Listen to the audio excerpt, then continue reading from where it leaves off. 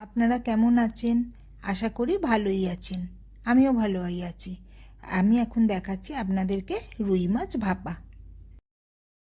এই রুই মাছ ভাপা করতে কি কি উপকরণ লাগছে আমি দেখাচ্ছি।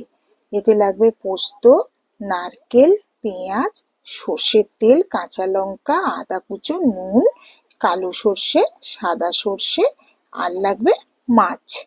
এবার আমি একটা পাত্র নিয়ে নেব। সেই পাত্রের মধ্যে মাছগুলোকে সব আস্তে আস্তে তুলে নেব। সমস্ত মাছগুলোকে এর মধ্যে তুলে নিয়ে তার মধ্যে আমি একটু নুন মাখিয়ে দেবো। ভালো করে নুনটা এপিট ওপিট করে সুন্দর করে মাখিয়ে নেবেন, যাতে নিচের মাছগুলো উপরের মাছগুলো সমস্ত মাছগুলোই যেন নুনটা ভালো করে পায়। ওপরে ছড়িয়ে মাখালেন তলাটা গেল না, সেরম না হয়। ভালো করে সুন্দর করে ওপর নিচ করে নুনটাকে দিয়ে মাখিয়ে নেবেন।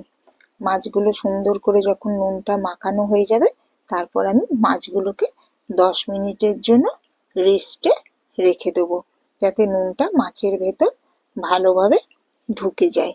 মাছটার ভেতর তখন 10 মিনিট পরে আমি মাছটাকে নেবো। এখন আমি একটা মশলাটা মাছের ভাপার জন্য মশলাটা বানিয়ে নিচ্ছি।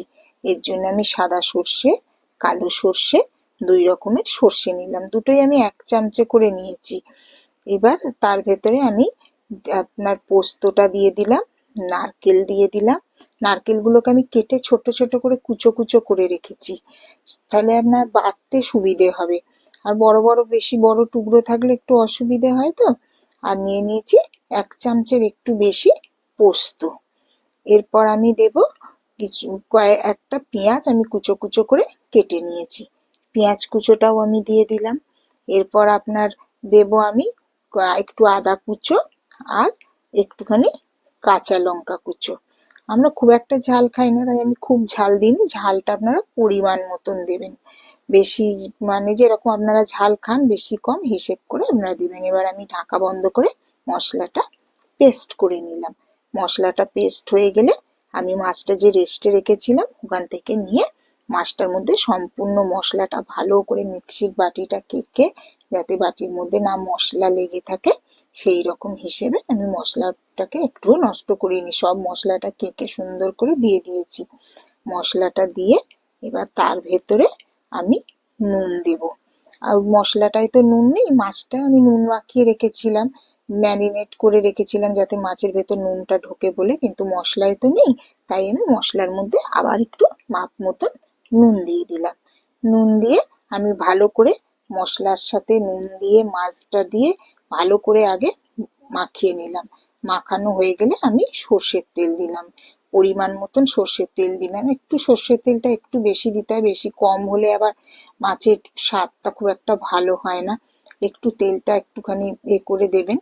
যাই হোক, তেলটা দিয়ে আমি ভালো করে সুন্দর করে একদম ওপর নিচ করে সুন্দর করে একদম যেন প্রতিটা মাছের ভেতর মশলা তেল ভালো করে যায়, আর তেলটা ওপরে না ভাসে, তেলটা মশলার সাথে একদম সুন্দর করে মিশিয়ে দেবো।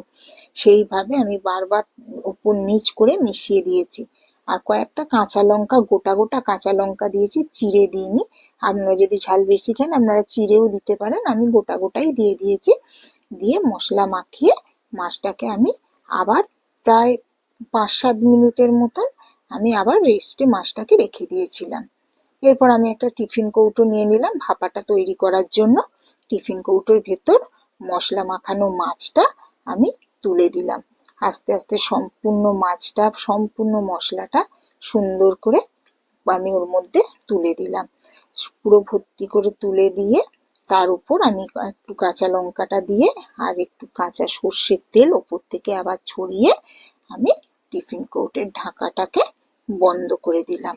টিফিন কৌটোর ঢাকাটা বন্ধ করে দিয়ে আমি এবার গ্যাসের ওপর আমি একটু জল বসিয়ে দিয়েছি আর একটা স্ট্যান্ড দিয়ে দিয়েছি, যাতে মানে টিফিন কৌটোটা বসালে পারে জলের মধ্যে না বসে স্ট্যান্ডায় বসলে পারে ভালো, তাই স্ট্যান্ড একটা দিয়ে আমি তার মধ্যে টিফিন কৌটোটা বসিয়ে দিয়েছি।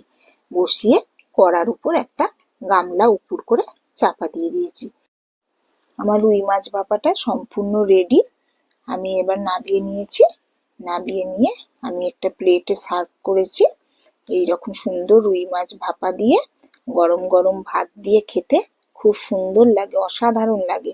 এরম সুন্দর যদি একটা রুই মাছ ভাপা আপনারা করেন, দেখবেন আর কোনো তরি তরকারি সবজি কিচ্ছু লাগবে না। এইরকম একটা মাছের ভাপা দিয়েই সম্পূর্ণ ভাত সুন্দর খাওয়া হয়ে যাবে। এক তরকারিতেই বাজিমাত।